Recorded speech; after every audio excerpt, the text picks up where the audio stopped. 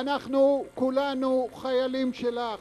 לחזרה לערכים הבסיסיים שלנו כיהודים וכישראלים, ומתפללים לתהליך של איחוי הפצעים। New York থেকে সম্প্রচারিত TVN 24 টেলিভিশন বিশ্বজুড়ে বাঙালির কণ্ঠস্বর।